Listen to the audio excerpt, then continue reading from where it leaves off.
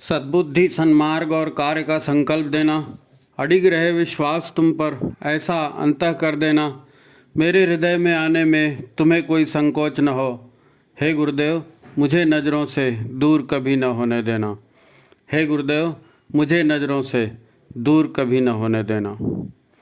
नमस्कार। गायत्री चिंतन धारा के इस सतत प्रवाह में आपका स्वागत है। मित्रों, धार्मिक व्यक्ति कौन है? पूजा पाठ करने वाला व्यक्ति कौन है? उसके लक्षण क्या होते हैं? उसको क्या करना चाहिए? सब लोग कर रहे हैं, मतलब हम भी कर रहे हैं, उसने किया हमने किया, ये देखा सीखी करने वाला काम नहीं है। अपने जीवन में उसका कुछ लाभ होना चाहिए, परिवार के जीवन में उसका कुछ लाभ होना चाहिए, समाज को, धरती को उसका कुछ लाभ होना चाहिए, तब तो हमारे करने का कोई अर्थ है। चलो अकेले मोक्ष के लिए काम करो, वो भी है, वो भी कर सकते हो, लेकिन मोक्ष भी ऐसा तो नहीं मिलता ना। गुरुदेव ने व्यवहारिक आध्यात्मवाद हमको समझाया है, व्यवहारिक आध्यात्मवाद। और गुरुदेव के पहले ही 2 सूत्र हैं, इसको हमेशा याद रखना। हम ईश्वर को सर्वव्यापी और न्यायकारी मानकर उसके अनुशासन को अपने जीवन में उतारेंगे। शरीर को भगवान का मंदिर समझकर आत्म संयम और नियमितता द्वारा आरोग्य की रक्षा करेंगे। अरे जब तक शरीर ही ठीक नहीं होगा, दिमाग ही ठीक नहीं होगा, तो भगवान का काम क्या करेंगे? भक्त तो वही है जो भगवान के लिए जीता है। हनुमान जी राम जी के लिए जिए, हर भक्त भगवान के लिए जीता है। तो धर्म अध्यात्म को हमको समझना पड़ेगा। मित्रों, जिस हिसाब से परिवार, समाज और संसार चल रहा है, उसमें भी एक चीज़ साफ है। लोगों ने परिवार को खेल बना दिया है। गुड्डा गुड़िया का खेल, बचपन में गुड्डा गुड़िया खेलते थे, बड़े होकर के बड़े गुड्डा गुड़िया खेलेंगे, बस यही है। ये जो अपना टाइटल है आज का, पारिवारिक खेल और परिवारों का खेला, इसको समझना है। जीवन की सार्थकता इसमें है नहीं? एक चीज़ साफ है, जो कुछ भी आज समाज में हो रहा है ना, उसके पीछे क्या है? उसके पीछे कोई धर्म है, कोई अध्यात्म है? नहीं। पूरा रूप और रुपया का खेल है आज का संसार, रूप और रुपया का खेल है। ये रूप और रुपया ही आज की भोगवादी तथा कथित सभ्यता का केंद्र है। परिवारों की शुरुआत इसी से हो रही है। शादी होगी मने लड़की सुंदर है कि नहीं, लड़का कमाता कितना है, विवाह जो है ये रूप और रुपया का होता है, युवक युवती का नहीं। युवा स्वस्थ शिक्षित होना ये सेकेंडरी चीज़ है। पैसा मिल जाए तो कोई भी किसी से भी शादी कर लेता है। अच्छा, रूप का क्या है ना? रूप की महत्ता ज़्यादा दिन नहीं रहती, रुपया मेन रह जाता है, रुपया मेन रह जाता है। लेकिन आप रूप और रुपया जो है ना, इन दोनों का बेस आप जान लीजिए, वो और भी खतरनाक। रूप और रुपया का बेस, आधार, जहाँ रूप जाएगा वहाँ अहंकार, और जहाँ रुपया जाएगा वहाँ भी अहंकार, है नहीं? अहंकार, ईगो जिसको कहते। और रूप और रुपया दोनों के साथ अहंकार फ्री में मिलता है। फ्री में मिलता है अहंकार, है नहीं? वही दोनों जो है परिवार को आगे चलाते हैं, रूप और रुपया आगे चलाते हैं, उसके साथ अहंकार भी चलता है। बीच बीच में इंसानियत की बातें उठती हैं, ज़रूर उठती हैं, उसका भी अपना प्रभाव होता है, पर यह निर्भर करता है कि कहाँ किसकी ज़्यादा चलती है। जहाँ रूप की चलती है कि रुपया की चलती है कि संस्कारों की चलती है, उस हिसाब से जिसकी ज़्यादा चलेगी वो जीतेगा, चलेगा। कहने को तो आज का समय विज्ञान का युग कहलाता है, परंतु वास्तव में आज का युग विज्ञान का कम और कारपोरेट का युग ज़्यादा है। विज्ञापन, व्यापार, सूचनाओं का प्रचार प्रसार, इसका युग है ये। इंफॉर्मेशन टेक्नोलॉजी है नहीं। यहाँ आदमी की कीमत उसके स्टेटस से होती है, उसके पैसे से होती है, उसकी कमाई से होती है नहीं? मीडिया और प्रचार का इतना भौकाल है कि आम इंसान केवल देख रहा है और सहमा हुआ है। उसको कुछ समझ में नहीं आ रहा है कि ये हो क्या रहा है। कुछ तो भी बड़ा हो रहा है, बाबा मेरे को नहीं मालूम, बस ये यहाँ क्या अटक जाती है उसकी गाड़ी। वो समाज के साथ चलने का प्रयत्न भी करता है, परंतु कहीं ना कहीं इंसानियत और मर्यादा उसके आड़े आ जाती है, क्योंकि भारतीयता के संस्कार हैं इंसानियत और मर्यादा के, वो आड़े आ जाते हैं प्रगतिशीलता के। आधे अधूरे मन से सभी चले जा रहे हैं भाई। कोई भी अपने आप को पिछड़ा हुआ दिखाना नहीं चाहता, इसलिए जैसे सब कर रहे हैं वैसे हम भी कर रहे हैं, यही सब ढर्रा चल रहा है। आज हम यही चर्चा करने वाले हैं कि जिस प्रकार से व्यक्तिगत और पारिवारिक जीवन आज जिया जा रहा है, तो भविष्य क्या होगा, इसका फ्यूचर क्या होगा। क्योंकि इंसान कितना भी आधुनिक, कितना भी प्रगतिशील हो जाए, इंसानियत खोकर कभी चैन से नहीं जी सकते आप। इंसानियत खोकर कभी चैन से नहीं जी सकते। तो फिर ठीक है, हम आज की बात यहीं से शुरू करेंगे। हमारा विषय है पारिवारिक खेल और परिवारों का खेला। ये खेला शब्द आजकल ज़्यादा चल रहा है।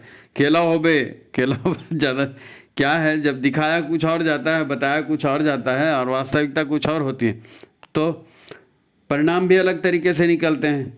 उसको बोलते हैं खेला, खेला हो गया, खेला हो गया, ऐसे ही शब्द का प्रयोग होता है। संक्षेप में इसका अर्थ यही है कि जो नहीं सोचा गया वो हो गया, तो खेला हो गया। खैर, अब जीवन में किसी का कोई बड़ा आध्यात्मिक लक्ष्य नहीं है, आज ये बात सच है। कोई आध्यात्मिक लक्ष्य नहीं है किसी का। सबका एक कॉमन टारगेट होता है, चांद सी बहू लाएंगे, और पुराना एक गाने था ना, सोने का बंगला हो, चांदी का जंगला हो, तो बस अच्छी सुंदर लड़की से शादी करना, खूब पैसा कमाना, यही तो टारगेट है, और कुछ है क्या।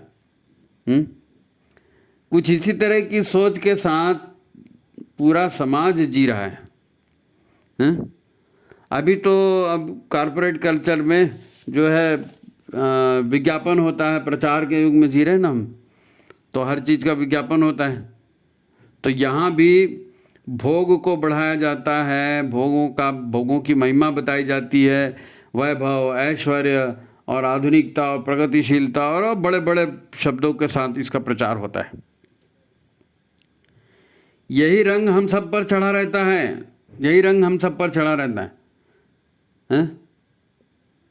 सुंदर और भड़कीले वस्त्र वाली युवतियाँ ये मॉडल होती हैं, कहीं तो भड़कीले वस्त्र पहनते, कहीं वस्त्र भी घटा दिए जाते हैं। विज्ञापनबाजी होती, क्योंकि भोगों को उचकाना है ना भाई। तो जाहिर है इनका प्रभाव जीवन शैली पर पड़ रहा है, मनुष्य की जीवन शैली पर पड़ रहा है। क्या पुरुष क्या महिला, विज्ञापन तो सभी देखते हैं ना। तो जो कुछ भी अच्छा बुरा परिवार और समाज में आज दिख रहा है, उसके पीछे यही सारे कारण हैं, यही सारे कारण है नी। तो कुल मिलाकर क्या, रूप, रुपया और इंसानियत, रूप, रुपया और इंसानियत, इन तीनों का एक ट्रायंगल बन गया है। हम ये नहीं कहते कि इंसानियत पूरी तरह मर गई है, नहीं, इंसानियत भी एक उसमें है, रूप, रुपया और इंसानियत, है ना। तो आप शिक्षा देख लो, व्यापार देख लो, खेल, कला कौशल, राजनीति, धार्मिक, पूजा पाठ, हर क्षेत्र में आपको यही तीनों दिखेंगे, रूप, रुपया और इंसानियत, है ना। आप कहेंगे इसमें दिक्कत क्या है, लोग पढ़ लिख रहे हैं, अच्छा खा पी रहे हैं, प्रगतिशील आधुनिक तरीके से जी रहे हैं, तो इसमें बुरा क्या है। सबको स्वतंत्रता मिली है, इतना फ्रीडम तो परिवार समाज में आज तक कभी किसी को नहीं मिला जितना आज दिख रहा है। तो अब बुरा क्या है, ये तो शायद ही कोई बता सके कि अब बुरा क्या है ना। अगर कोई कुछ बोल दे हिम्मत करके, तो उसका जवाब जो है ना, फिर सामने वाला झन्नाटेदार देता है, इसलिए कोई बोलता भी नहीं। कौन मुंह लगाए बोल के सब अलग हो जाते हैं। आजकल अब ये नहीं हो सकता, है ना। सबका तर्क यही होता है कि आजकल अब ये नहीं हो सकता, दुनिया कहाँ जा रही है, आपको युवाओं को छूट तो देनी ही पड़ेगी, नहीं दोगे तो वो घर छोड़ के चले जाएंगे। मगर तो सच तो यही है कि छूट भी देने के बाद वो कौन से घर बचा रहे हैं, घर से तो वैसे भी जा रहे हैं, परिवार तो वैसे भी टूट रहे हैं।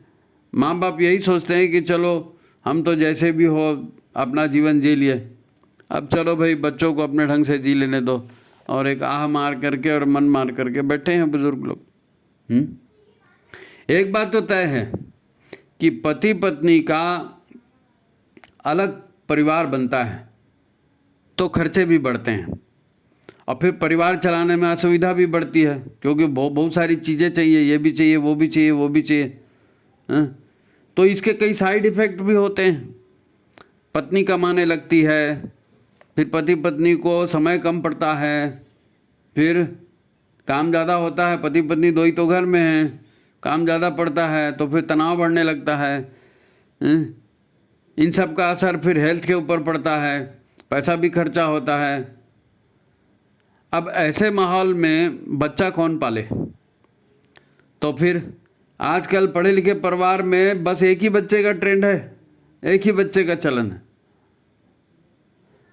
बच्चा किन हालातों में पैदा होता है, डिलीवरी और स्वास्थ्य में क्या खर्चा होता है, समय कैसे निकालते हैं, वो सब छोड़ दो, वो सब छोड़ दो। मानवता की जो नई फसल तैयार हो रही है परिवार में मानव पीढ़ी तैयार हो रही है ना पूरी, तो ये जो नई फसल तैयार हो रही है, ये इंसानों के साथ इंसानियत नहीं सीख रही है, ये खिलौनों के साथ खेल रही है, मोबाइल के जरिए बड़ी हो रही है, झूरा घर में पल रही है, हाँ? बिना भाई बहन के एक बड़ी संख्या में आजकल जो है ना, ये बिना भाई बहन के पलने वाला, एक ही अकेला है तो उसका बहन कहाँ से आएगी, उसका भाई कहाँ से आएगा, है ना? और आजकल ये जो टेंशन वेंशन हो रहा है, इसमें फिर इनफर्टिलिटी भी जब केसेस भी बढ़ रहे हैं, बच्चे ही नहीं हो रहे हैं ढंग से, हो भी रहे हैं तो फिर उटपटांग हो रहे हैं। तो ये भी एक धंधा चल पड़ा है फर्टिलिटी सेंटर का, स्पर्म डोनेशन का। अच्छा, अब तो डिज़ाइनर बच्चों का भी ट्रेंड चल पड़ा है, डिज़ाइनर बच्चे, हमको तो भाई ऐसा बच्चा चाहिए, यानी एक ऐसी सुविधा मुहैया कराई जा रही है कि जिन गुणों से युक्त तो बच्चा आप चाहते हैं, तो वैसा बच्चा आप पैदा करवा सकते हैं, डिज़ाइनर बच्चा। परिवार की फसल है ना संतान तो परिवार की फसल है, तो संतान पैदा करके उसका पालन पोषण करना, ये सब इतना कठिन हो गया एवरेस्ट में चढ़ने जैसा। अब एक ही बच्चा है तो उसको सारी दुनिया भर की खुशियाँ देंगे, अच्छा से अच्छा स्कूल, अच्छे से अच्छा ड्रेस, ये नखरा वो नखरा। स्कूलों के नखरे कम होते हैं क्या? तेल निकल जाता है माँ बाप का एक बच्चा पालने में। आज की पीढ़ी तो फिर भी दादा दादी को जैसे तैसे एडजस्ट कर भी रही है, क्योंकि उन्होंने पिछला ज़माना देखा है ना। लेकिन आने वाले 10-20 वर्षों में पता नहीं और क्या प्रगति हो जाए। आज जो 30-40 वर्ष के लोग हैं ना, उनका भविष्य क्या होगा कह नहीं सकते। भारत की आम जनता ये अभी सोच ही नहीं रही है, परंतु 2 महिलाओं के या 2 पुरुषों के विवाह ये हमारे यहाँ भी शुरू हो गए हैं। महिला से विवाह कर रही, पुरुष से। ठीक है, मेट्रो में हो रहा है, बड़े इसमें हो रहा है, सोसाइटी में हो रहा है, लेकिन होना चालू हो गया हमारे यहाँ भी।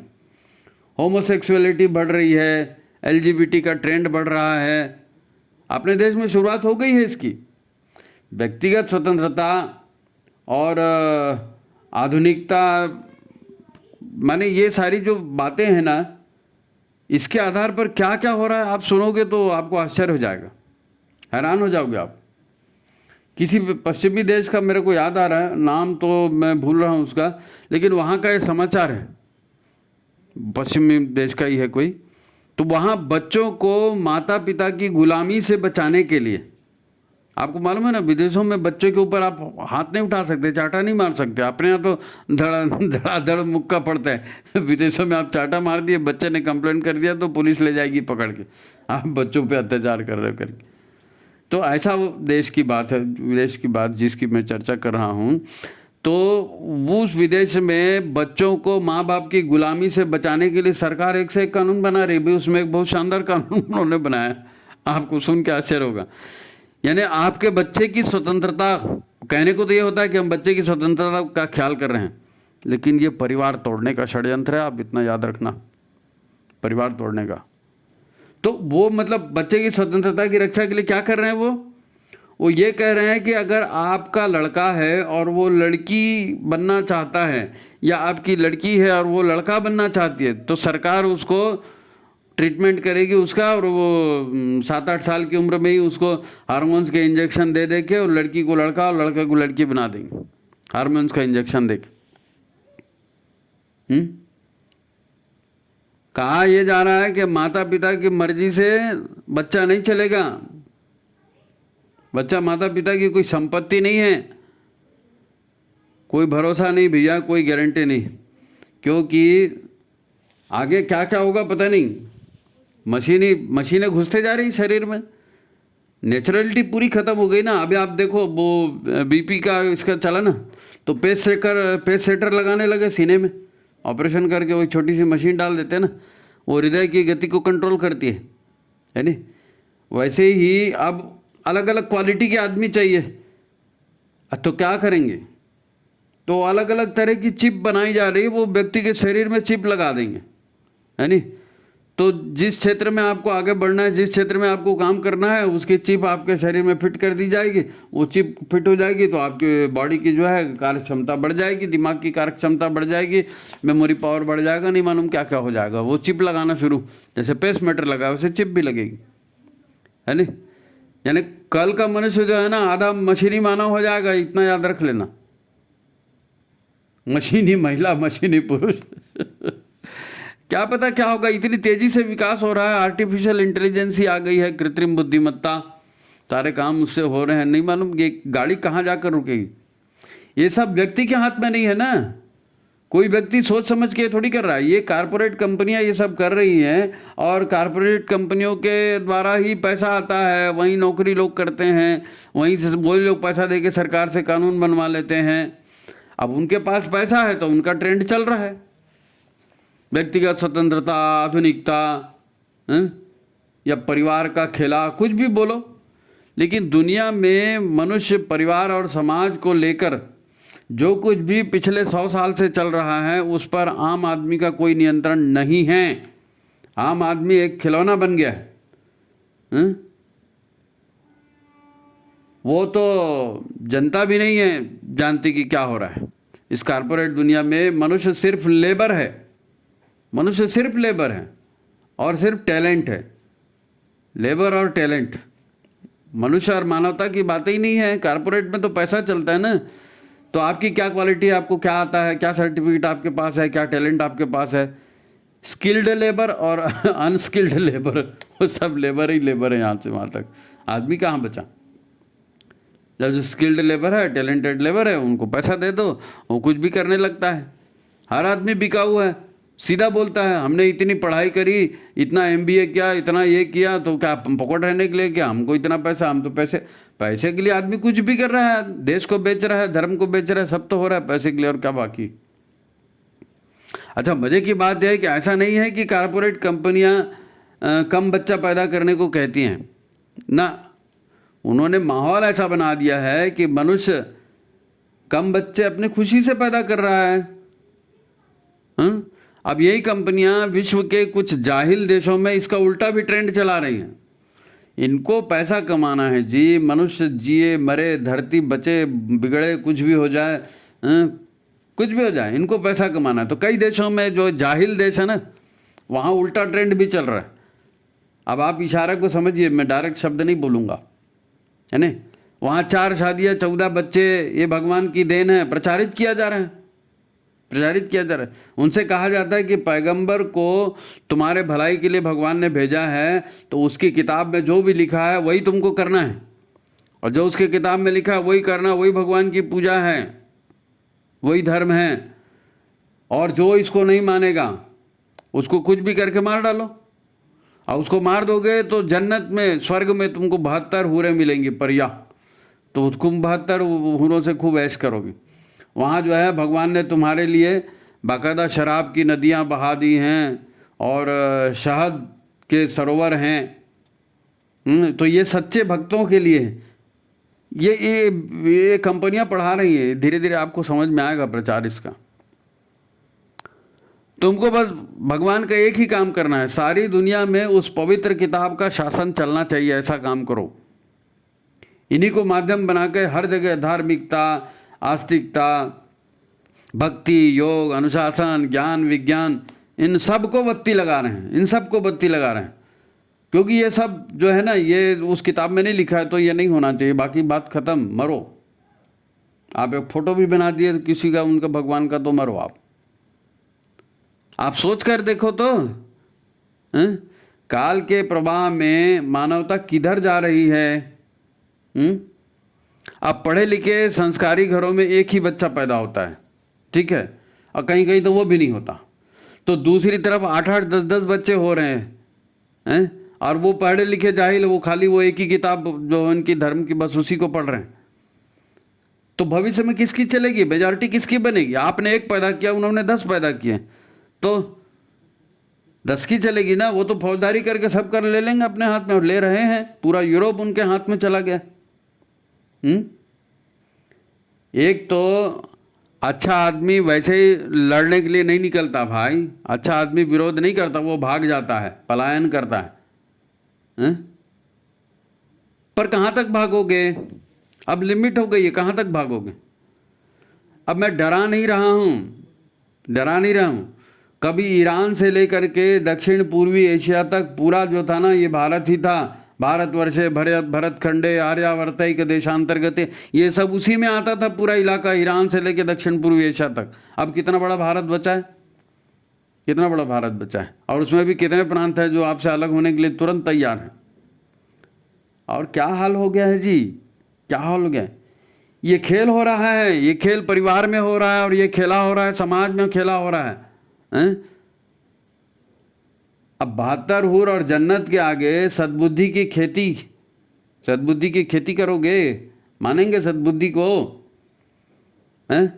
आपको नया गौतम बुद्ध पैदा करना पड़ेगा, जो अंगुलीमाल को जो है सज्जन बना सके। और गौतम बुद्ध नया हो रहा है क्या? पैदा करके देखो, बन जाओ खुद गौतम बुद्ध। परिवार वालों सोचो,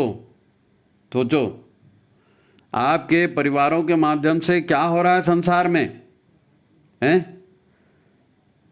ज़्यादा हो गया, ज़्यादा बोल दिया? ज़्यादा नहीं बोला हूँ सच हूँ। चलो एक कॉमेडी तुमको बताता हूँ, एक कॉमेडी बताता हूँ, इसका अर्थ तुम अपने मन से निकालना। वो ये YouTube में ऐसा रील चलता है ना 1-1 मिनट का, तो उसमें एक लड़की ने रील बना के डाली थी। है तो मज़ेदार और सच भी है, लेकिन मैं उसको ये नहीं कह रहा हूँ कि आपको यही करना है कि ऐसी करना है, लेकिन आप रील सुनो, आपको मज़ा आएगा। वो लड़की उसमें बताती है, महात्मा गांधी अपनी चौथी माँ के पुत्र थे। महात्मा गांधी अपनी चौथी माँ के पुत्र थे। बाबा साहब अम्बेडकर अपने माता पिता के 14वें पुत्र थे। रविंद्रनाथ टैगोर भी 14वें नंबर के पुत्र थे। और सुभाष चंद्र बोस जो है ना, ये भी 14 भाई बहन थे। सुभाष चंद्र बोस का जो है 9वां नंबर था। अब विवेकानंद भी 6वें नंबर के पुत्र थे अपने माँ बाप के। कृष्ण भगवान का नंबर, कृष्ण भगवान तो 8वें पुत्र थे। तो वो लड़की ने कॉमेडी बना दिया। अब ये हमारे दो के चक्कर में हमारे देश में इसीलिए महापुरुष पैदा होने बंद हो गए, क्योंकि 2 के आगे कोई पैदा कर ही नहीं रहा है, तो कोई महापुरुष भी पैदा नहीं हो रहा है, इसलिए देश की दुर्दशा हो गई। वो मोबाइल में YouTube में आया था। बात वो भी गंभीर है और बात ये भी गंभीर है। बात ये भी गंभीर है भाई, जिसके पास पैसा है, साधन है, सुविधा है, जो अपने बच्चों को पढ़ा सकता है, वो एक ही पैदा करे और ना ही पैदा करे। और जो जाहिल है, जिनके पास कुछ नहीं है, जिनको अपने बच्चों को न पढ़ाना है न लिखाना है, वो साले 10-10 पैदा कर रहे हैं। क्या होगा समाज का भविष्य भैया? व्यक्ति निर्माण, परिवार निर्माण, समाज निर्माण, राष्ट्र निर्माण, युग निर्माण कैसे होने वाला है? परिवार के ही माध्यम से होगा ना। तो परिवार में ये खेला हो रहा है, समाज में ये खेला हो रहा है। खैर, अभी तक जो भी मैंने जानकारी आपको दी, उसका मतलब क्या है, ये सब आपको क्यों बताया? दरअसल हम लोग मूल बात को समझ ही नहीं रहे। हमारा ध्यान इस बात में रहता है कि कर्मकांड निपट जाए, माला पूरी हो जाए। गुरुदेव को हमारे कर्मकांड से कोई लेना देना नहीं है। गुरुदेव को आपके कर्मकांड से कोई लेना देना नहीं। आपका शरीर, आपके विचार कितने पवित्र हुए, आप में जागृति कितनी आई, आपने अपनी सोच और अपनी जीवन शैली को कितना बदला, ये इंपॉर्टेंट है। गुरुदेव ये देख रहे हैं कि आपकी जीवन शैली कितनी बदली। विचार क्रांति इसीलिए बोला कि उनकी सोच कितनी बदली, क्योंकि ये पूरे जप तप स्वाध्याय आदि ये जितने भी उपाय हैं ना, इनके द्वारा हम क्या क्या सुधार लाए, ये बात महत्वपूर्ण है। हैं? आप कितने दिनों से जुड़े हो, हैं?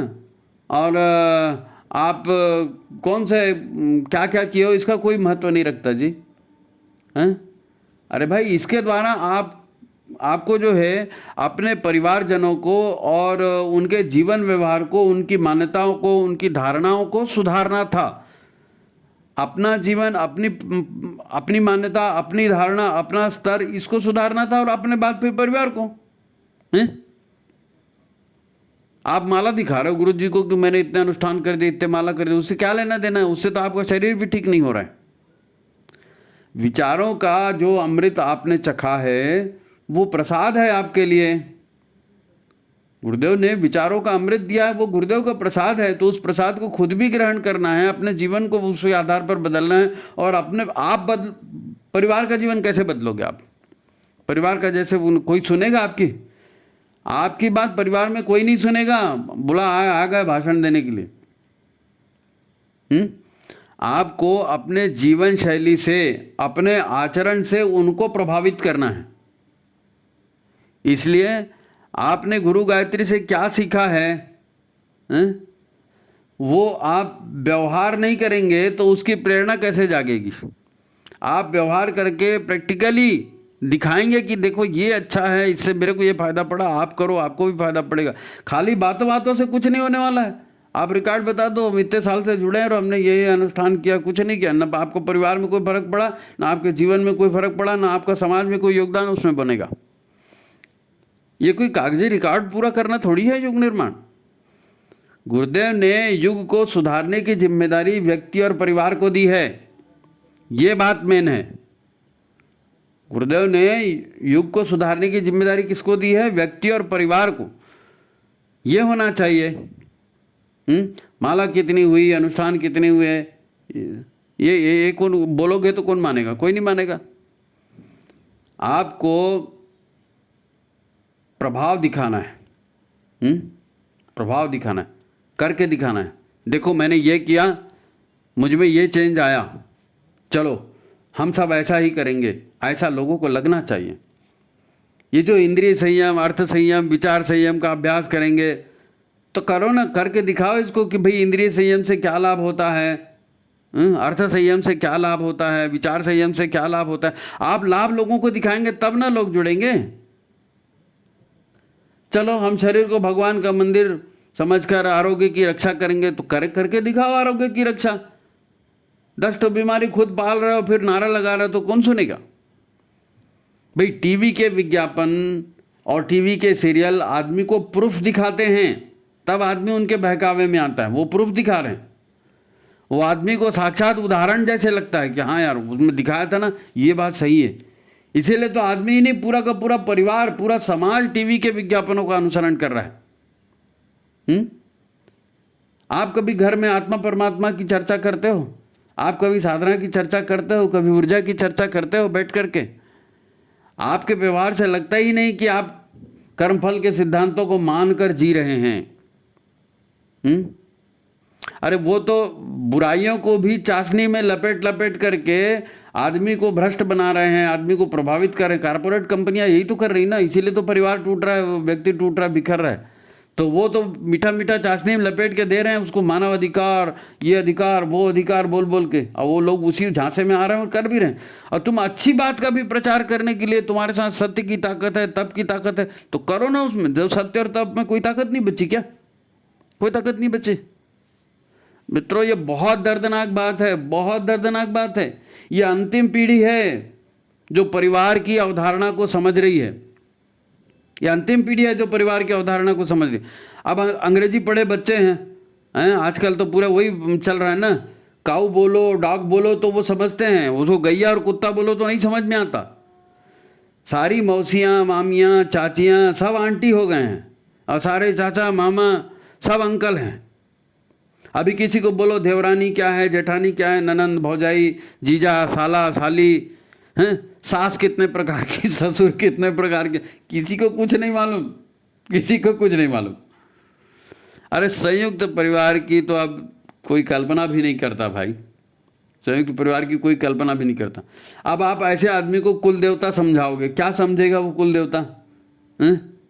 उसको पितर क्या समझाओगे, कैसे समझेगा पितर? व्यक्ति है तो परिवार है, परिवार है तो समाज है, समाज है तो परंपराएं हैं, संस्कार है, संस्कार है तो संस्कृति है। तो ऋषियों ने कितने तप से परिवार और संस्कार परंपरा बनाकर हजारों वर्ष तक उसको जीवित रखा। उसका लाभ देश को और समाज को हुआ है, उसका लाभ देश और समाज को हुआ है। देखो बात को समझो, आज भी देश में छोटे छोटे कस्बों से निम्न मध्य परिवार से बच्चे आ रहे हैं, वो लोग सैनिक बन रहे हैं। भारत के सैनिक दुनिया में सर्वश्रेष्ठ है, जानते हैं ना आप? जितने बड़े बड़े खिलाड़ी निकल रहे हैं, क्रिकेट के खिलाड़ी हैं, किसी भी और खेल के खिलाड़ी, सब कस्बाई इलाकों से आ रहे हैं, गरीब घर के बच्चे खेल रहे हैं।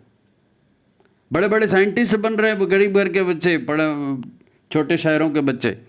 यही लोग ओलंपिक जीतते हैं, यही लोग इसरो में इंजीनियर बनते हैं। यही लोग पढ़ लिख करके विदेशों में जाकर के उन देशों को उन्नत बना रहे हैं। ये हमारी परिवार व्यवस्था और संस्कार परंपरा का ये परिणाम है कि घर में कुछ डिसिप्लिन है, घर में कुछ अनुशासन है, नियम है, तो ये बच्चे उस अनुशासन में पढ़ करके बड़े हो रहे हैं और नाम कमा रहे हैं। उसकी वजह से ये प्रतिभा है, संस्कारों की वजह से, परिवारों के और संस्कारों की वजह से ये क्वालिटी है।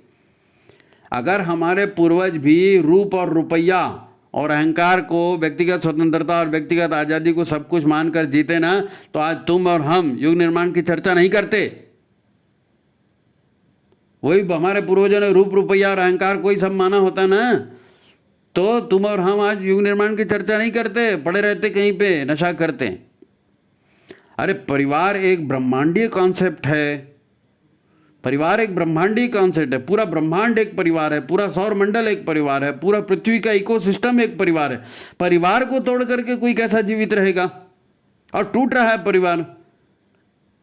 आज ग्लोबल वार्मिंग के से चिल्ला रहे हैं, तो परिवार का, धरती हमारा माँ है ना, उसका इकोसिस्टम टूटा है। जीवन में देखो व्यक्तिगत नाम की कोई चीज नहीं होती, व्यक्तिगत कुछ नहीं होता। एक आदमी अपने से एक बच्चा नहीं पैदा कर सकता, उसके लिए भी पार्टनर चाहिए। लाइफ या जीवन जो है एक पूरा इकोसिस्टम है, पूरा इकोसिस्टम। तो व्यक्तिगत स्वतंत्रता और मैं और ये मेरी आज़ादी और मेरा हक और ये सब बकवास है, ये सब बकवास। आप कितने भी पैसे कमा लो, आप प्रेम नहीं खरीद सकते, और बिना प्रेम के आपको जीवन में सुख शांति नहीं आ सकती, तसल्ली नहीं आ सकती। परिवार ही है जो वृद्धों और बीमारों को भी सम्मान देता है, जीवन देता है। इस परिवार को बचाना है, परिवार बचेगा तो धर्म बचेगा, संस्कृति बचेगी, सब बचेगा। युग निर्माण का पूरा आधार परिवार है। तो ये जो खेला चल रहा है ना परिवार में, एक रूप और रुपया का खेला, एक बंगला बने न्यारा, एक जंगला बने न्यारा, सोने का बंगला चांदी का जंगला, करते रहो, कुछ नहीं होने वाला है, कुछ नहीं होने वाला है। तो गुरुदेव ने जो कुछ कहा है, जो कुछ भी बोला है, ये आज जो है ना, अभी करो या मरो, डू एंड डाई की सिचुएशन है। बहुत दर्दनाक स्थिति। आपको जो आधे में पहले शुरू में जो उदाहरण बताया ना, वो आपको सिर्फ इसलिए बताया कि परिवार की दुर्गति दुनिया में क्या हो रही है, इसको देखो ना आप। परिवार में दुर्गति क्या हो रही है दुनिया में? कई परिवार टिक रहा है, नहीं टिक रहा है। 50% से ज़्यादा तो वहाँ तलाक का रेशियो है। वहाँ तो बोला जाता है लाइफ बिगिंस आफ्टर 40। 40 साल में जब यौन शक्तियाँ कमज़ोर हो जाती हैं, उसके बाद में आदमी को कुछ रास्ता नहीं दिखता, उसके बाद में पति पत्नी टिकते हैं कि हाँ भैया चल, तेरे सिवाय कोई नहीं है, चल भाई हाँ ठीक है, फैमिली बनाते हैं। ऐसे में नहीं चलेगा। जीवन देने वाली शक्तियों को मजबूत बनाना पड़ेगा। परिवार का काम ये है, हमारे यहाँ कहा गया है ना, ये जो है, जो मतलब ब्रह्मचर्य, गृहस्थ, वानप्रस्थ और सन्यास, ये चारों का आधार क्या है? परिवार है। चारों का आधार परिवार है। अब एक हस्बैंड एंड वाइफ का परिवार है, लड़की किसी है, सुंदर है, हाँ ठीक है, फिगर क्या है देख लिया, लड़का क्या है, इतना कमाता है, हाँ ठीक है देख लिया, दोनों सुखी रहेंगे, शादी कर लो। 2 महीने में पता चल जाता है कि क्या होने वाला है और क्या हो रहा है। तो विचार क्रांति की बात है, व्यक्ति निर्माण की बात है, इसको इतने हल्के से मत लो। यही युग निर्माण का बेसिक है, यही युग निर्माण का बेसिक है। इसको नहीं समझे ना तो फिर कुछ नहीं समझे, तो फिर कुछ नहीं समझे। तो ये एक सीरियल चलने वाला है, ये एक सीरियल चलने वाला है, और इसका ये पहला भाग है, यानी परिवार का खेल और समाज का खेला, जो भी हेडिंग है आप देख लो। तो ये 3-4 अंक इसके आएंगे, इसको मजबूती से देखना, मजबूती से देखना, ये बहुत इम्पॉर्टेंट टॉपिक होने वाला है। तो अच्छा है, और आप चैनल को लाइक कीजिए, वीडियो को शेयर कीजिए, ज़्यादा से ज़्यादा लोगों तक पहुंचाइए, और ये व्यक्ति निर्माण परिवार निर्माण पर थोड़ा गंभीरता से आगे आना है, ठीक है। तो आज की बात यहीं समाप्त करते हैं। सभी को प्रणाम, नमस्कार।